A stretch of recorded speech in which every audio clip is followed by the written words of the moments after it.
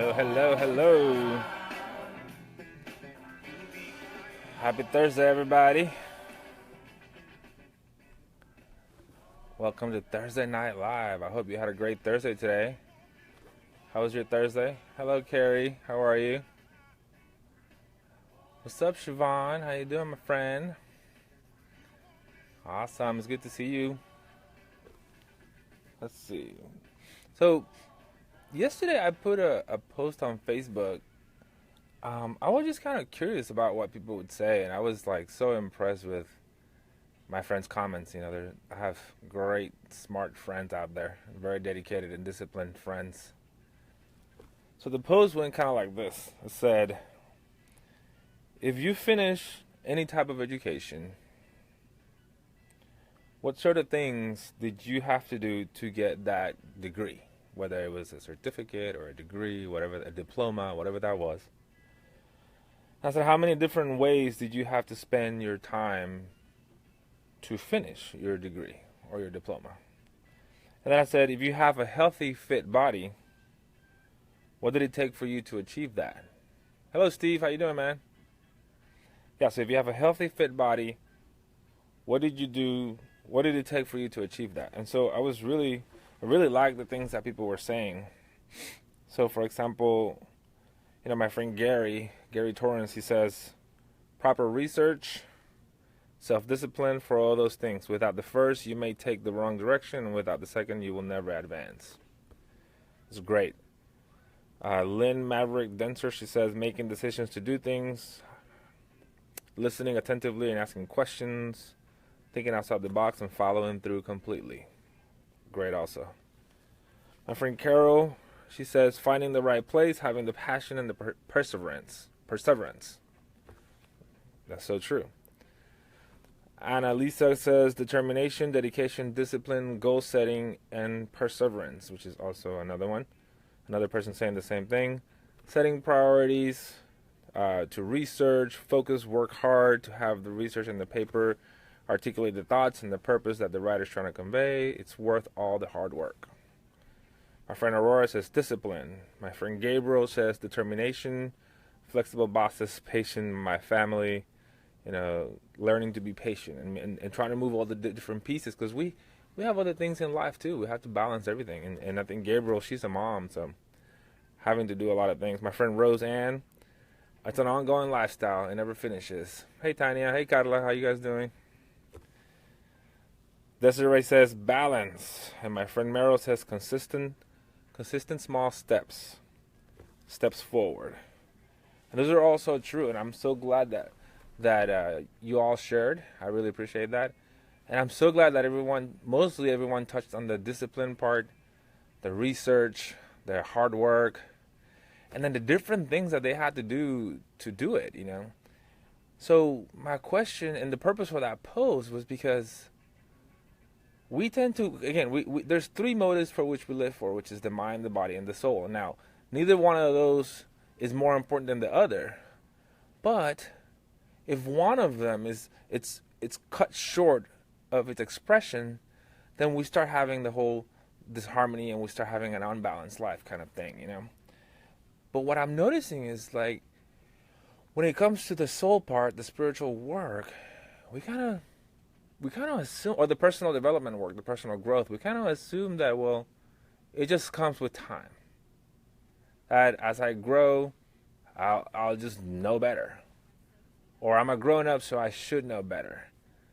And that's just not a great assumption to have, because it's absolutely not true. So I always tell clients and I tell people, did you get a degree? They say yes. Okay, well, I ask them the same question. What did you have to do to get that degree? It's like, oh man, a lot of work. I had to go to classes. I had to do research, like they're saying here. I had to do homework. I had to study. I had to read. I had to do study groups. I mean, tutoring maybe even. There's so many different things that we had to do to get that degree. There's so many different things we have to do to maintain that fit body. It's not just going to the gym to work out. You have to nutrition and proteins and all kinds of different things that you have to do. It's not just one thing. So again, imagine if I were to go to school for 1 year hoping that that'll be enough to get me a college degree. Just 1 year. That should be enough. It's just not. Imagine if I just go work out for a month or eat healthy for a month. That should be enough. That should just give me the healthy body that I want. It's not. And like my friend Roseanne, she says it's an ongoing lifestyle. You have to keep it going. The same. So that's mind and that's body. What about soul? What about spiritual work? It's the same thing. A little bit at a time, it's not going to happen. Just one thing is not going to happen. Doing it, assuming that it's just going to happen all on its own because you're a grown-up. Psychologists say that your personality of the 26-year-old that you are, was developed by the time you were 3 years old. That first class that you see Jody and I talking about a lot, we say, 50% of how the adult that you are thinks and the content of what it thinks, it was developed by the time you were 4 years old. So the truth is, no, you can't assume that, oh, well, I'm a grown-up, I should know better.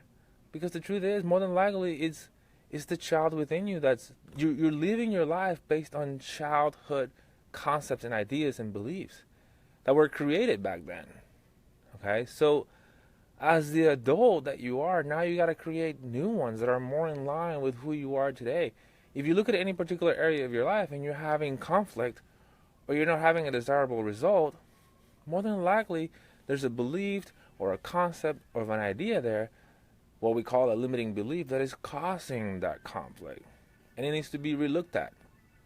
So, for example, again, going back to what I was saying, you can't just go to the gym for 30 days and expect to have amazing results, or at least lasting results. I think you can get great results in 30 days, but lasting results. You can't go to school for a month or for a year and expect to get a degree, because you're just not going to get it. You're not going to get it. It takes work. So same thing for your spiritual growth, for your spiritual journey. We have the mind, we have the body, we have the soul. So the soul work, it takes the same amount of work. Just to share my experience, when I started my work, I was meditating daily. I was going to yoga. I was reading. I was journaling. I was listening and attending to talks. I was listening to YouTube talks, attending to talks. I was having conversations with friends who were also in alignment with where I was, or even people that weren't, that could teach me something different, or that could show me something about me. I had to do many different things to grow spiritually. The same amount of work and energy, time and energy that I put to get my college degree or to get my psychosynthesis psychology certification, I put a lot of hours and effort into that. The same thing goes for your journey. Again, don't assume that, oh, I'm a grown-up, I should know better, because that's not the case. And again, I understand that we're living in an age of like instant gratification, where we want things now, and we just don't have the patience. Or like my friend Luis Munoz, he put a post today that's saying, everyone wants the success part, but nobody wants to put in the work. We gotta put in the work. So I always use the metaphor or the analogy of like going to the gym and doing a repetition. If I go to the gym and I pick up a weight and I just do one rep, and that's all I ever do, chances are I'm not going to get much out of it. It's a constant repetition of doing that and then moving up in weight that is going to get me stronger. I'm going to gain more muscle. My body's going to tone up. So it's a combination of things. It's not just one thing. So is there one answer for everything? No. Jorge Horta, hey Jorge, gotta put in the work for sure. Most definitely, brother. Thanks for sharing that. It's so true. But the thing about it is, we're so focused on mind, body, mind, body, mind, body. Some of us are more focused on mind. Some of us are more focused on body. We just live out the spiritual. We live out the soul. And we just, let that happen on all its own. It doesn't work that way. We have to put in the same amount of work. Now, we always hear the word wellness being tossed around a lot. A lot of times you see it in gyms, spas, in health, nutrition. Every time I see the word wellness, it's surrounding something physical. Now, you may or may not know this. If you do, great. But there's actually 8 dimensions to wellness. Wellness in and of itself means whole, all around, whole. And there's so many aspects to who you are. There's financial wellness. There's intellectual wellness, which deals with the mind. Emotional wellness. Spiritual wellness. Physical wellness. Social wellness. Environmental wellness. Occupational wellness. There's so many different aspects to wellness that we always just talk about one. Facials, massages, skincare, nutrition, working out. That's what we talk about wellness. But that's just one aspect. There's 8 of them. And one of them is really important, which they all are important, but one of them that we always tend to overlook is spiritual wellness. So my suggestion to you is, yeah, definitely focus on the one that's more important to you at the moment. You can only deal with what you got going on at the moment. But also, okay, once you get, I think it was a book, I forgot the name of the book. I think I Dare You. I think it might have been called I Dare You. But he does like a quadrant thing where he puts things in like different areas of your life in a quadrant. And then it may be like a social quadrant. And once you get the social thing going and you get it in a good place, then move on to the next one. And then get that one to the next one. And that might be spiritual. So get your spiritual up. And then go to the physical and get your physical up.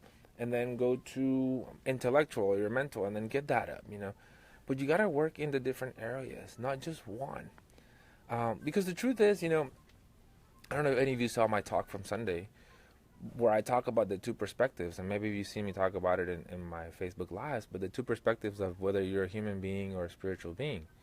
And the truth is we're both. We're human beings and we're spiritual beings. But how you choose to see that perspective is going to determine the kind of experience you're going to have. So if I only think I'm a human being, then I'm going to have a limited experience. But if I see myself as a spiritual being having a temporary human experience, then I'm having a spiritual journey. I'm on a spiritual journey that includes or happens through my human experience.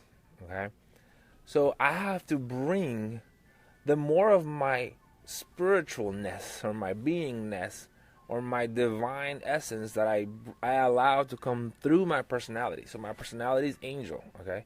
That's the name of my personality. Now, for a while, that's all I thought I was, just angel. This human, this having this human body, this human experience. So my experience was limited until I got to a very difficult experience in my life, and I had to look and there's more here. There's got to be more here. And once I started realizing that there was more and that I could bring that through my personality to my day-to-day, things get better. I'm more authentic. I'm more genuine. I'm less hindered by the opinions or thoughts of other people. I respond to life differently. So that's your truth. So how do I show up in my business or at work? Well, it's going to be limited to my human personality. Because again, we all have our hurts, we all have our pain, we all have our wounding. But that wounding, in whatever particular area you had it in, is going to limit you in certain areas.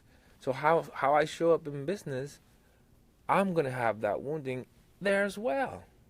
So the situation really doesn't change my truth, both my human truth and my spiritual truth. So it's like a filter.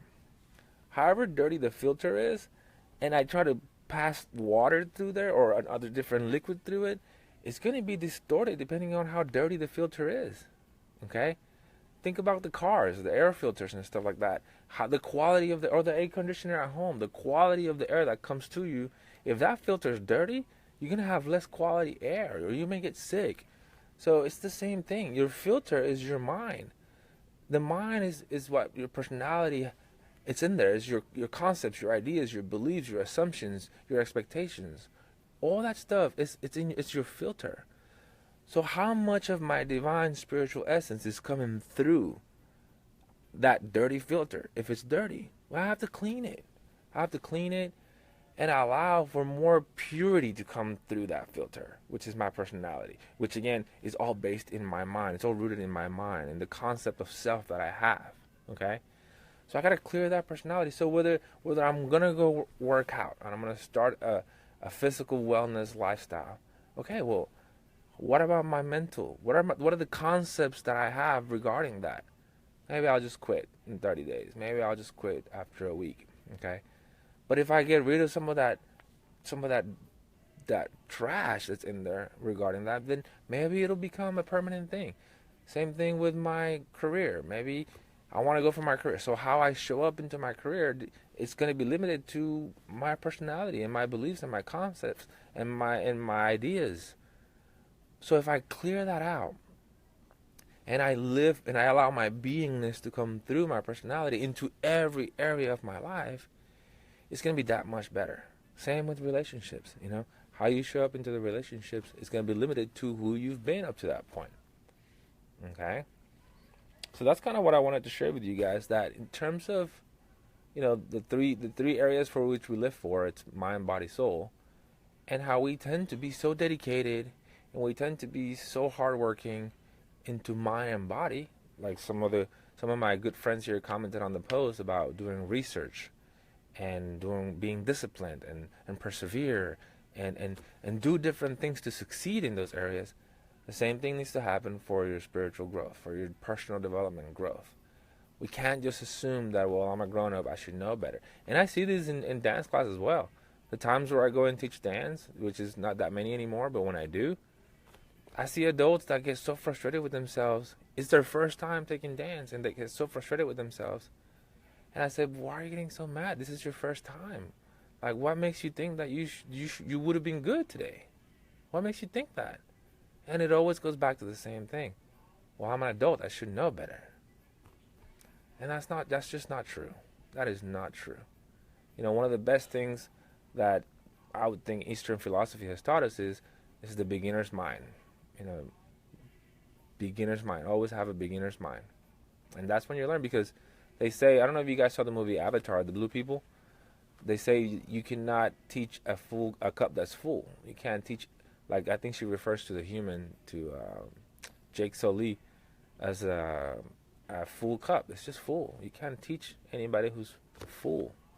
So, that's just something to think about. And if you have some more comments about it, feel free to add. Let's see what we got here. Carla says, great analogy. Thank you, my friend. I look forward to seeing you Monday. Let's see what else. Yeah. So yeah, that's just some thoughts that I wanted to share with you regarding wellness and mind, body, soul, and the work that it requires. And remember, it's a lifetime journey. My teacher at psychosynthesis psychology, spiritual psychology, she says it takes a lifetime to do your life work. It's an ongoing journey, like my friend Rose said in the post. So a couple of announcements. Saturday we're going to be, hopefully, the weather holds up, but at the Olmos Basin Park here on Bassey Road, we're going to have an event called Come Crack Up With Us. So it's basically, we're going to do laughter therapy. We'll have a few exercises set up for you guys to use laughter therapy to figure out ways to change your state, your emotional state at any given moment. Okay? We're going to do it with, if you have kids, bring them, because we're going to do some of them, we're going to be together with kids. Some of them are going to be just for the adults, and then the kids are going to do their own exercises. And then we're going to be doing an egg hunt, an Easter egg hunt for the kids, just so they can have some fun. And so it's going to be picnic style. So bring some lounge chairs, bring some beach chairs, bring some yoga mats, bring some blankets, bring your favorite food. Come hang out. We'll laugh a little bit. Make sure you don't come with a full stomach, because you don't want anybody throwing up. But we'll laugh, and then we'll eat some food, and we'll hang out. On Monday, every Monday, we're having Monday night mindfulness. If you live in San Antonio, or if you want to drive in, more than welcome to. It's meditation, mindfulness, but it's also a discussion group. So we're going to share our experience, share our journeys with each other, see how we're struggling, how we're succeeding. The past 2 times have been great. Some people have shared great things that have helped me, that have helped others. So that's Monday night mindfulness. There's an event already out there, and it's going to be at 927 North Alamo Street, which is the corner of 10th Street and Alamo Street. And then May 7th, I will be doing another talk at the Unity Church at Bernie. I just did the Unity of San Antonio Church. I'm going to do the Unity Church at Bernie. So if anybody more than welcome to go, it starts at 11 o'clock. The service starts at 11 o'clock.